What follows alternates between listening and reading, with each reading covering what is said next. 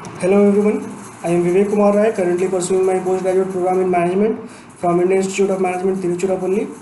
Today I will be talking about GST and its impact on the Indian economy. For sustainable and economic growth and fiscal consolidation of any economy in the world, a just and viable tax regime is vital. And when we are talking about developing countries like India, where although we have high demographic dividend, we are yet to reach our potential, which in turn will benefit the social and economic growth of the country. In order to facilitate this, we need a conducive environment as we push forward towards becoming a better and developed nation. In order to become a more economically developed nation, we need a transparent, just, fair, and equitable taxation system that is easy to administer. The essential rationale behind this is that the taxation system should be reasonable and non-discriminatory in respect to both the direct taxes payable, which is paid by the individuals, and indirect taxes, which is paid by corporation and industries, so as to make them more tax compliant and bring larger population in the tax bracket, which in turn will aid government to take more and more developmental projects. Goods and services taxes is a reformatory legislation which is a single tax on the supply of goods and services right from the manufacturer to the consumer. Credit of input taxes paid at each stage will be available in the subsequent stage of value addition, which makes GST essentially a tax only on value addition at each stage.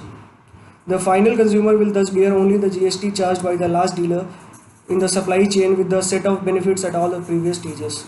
So now we will discuss what is the need for GST legislation. The tax GDP ratio of any country is an important indicator that helps us to understand how much tax revenue is being collected by the government as compared to the overall size of the economy. And unfortunately, this ratio is very small for a country like India. It is one of the lowest in the BRICS country.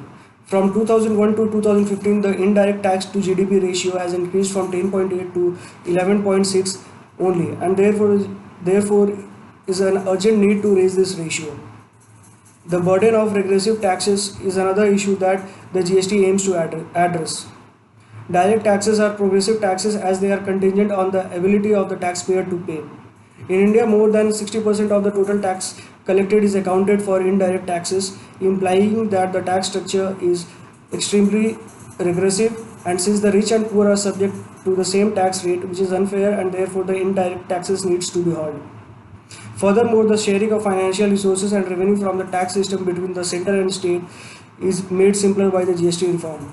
Furthermore, the cascading of taxes with both the center and state levying taxes, as the taxes levied by the state government are not available to the set off against the taxes being levied by the center government. At the central level, GST will subsume taxes like central excise duty, additional excise duty, service tax, additional custom duty, and special additional duties of custom. At the state level, subsuming of state value added tax, sales tax, entertainment tax, central sales of tax, octroi and entry tax, purchase tax, luxury tax, taxes on lottery, betting and gambling. Also, the variety of VAT tax laws in the country with disparate tax rates and dissimilar tax practices divides the country into several economic spheres, thereby creating tariff and non-tariff barriers, thereby hindering the free flow of trade in the country. This in turn also constitutes high compliance cost for the taxpayer, which is disadvantageous to the economic growth of a country. Now let us talk about GST Council. This is the most important aspect of goods and services tax, in a way bigger than GST Bill 2, as the entire structure of GST is contingent on this foundation. It is an apex body which is headed by the Union's Finance Minister, Mr. Arun Jaitley, with the state nominated ministers and the Union Minister of State for Finance as members. It is imperative to note that the decision of the GST Council will shape whether these ambitious tax reforms will achieve its due desired effect or not. Now coming back to the impact of GST. The present scenario of different tax rates in different states obstruct cooperative federalism. GST will bring uniformity and also deplete the cascading consequences of these taxes by giving input tax credit, having a comprehensive tax inclusion and minimum exceptions, which will in turn help the industry to benefit from the proposed common procedures and claim credit for the tax paid. GST is expected to increase the mobilization of resources available for property elevation and development of the country. This will take place in two ways. Directly, the resource available to the poorer states will increase substantially, and indirectly, as the tax base becomes more buoyant. The common base and common rates across goods and services and very similar rates across centers and state will result in effective administration and increased compliance, while also ensuring the better management of taxes collected in the state. Also, there is a provision to maintain the requisite fiscal autonomy to the state with the power to levy additional excise taxes on certain sin goods such as tobacco, alcohol, etc. The complicated tax levy system categorized by distortion between state and center, which divides the country into separate economic zones with the help of GST, will become one common national market.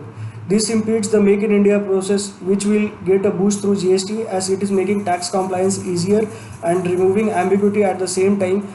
As GST will be applied on imports, domestic manufacturing would be encouraged. Tax governance will get a positive boost through this regime, mainly through the feature of input tax credit. To claim tax credit, each dealer has an incentive to request documentation from the dealer behind him in the tax chain, which will ensure tax compliance.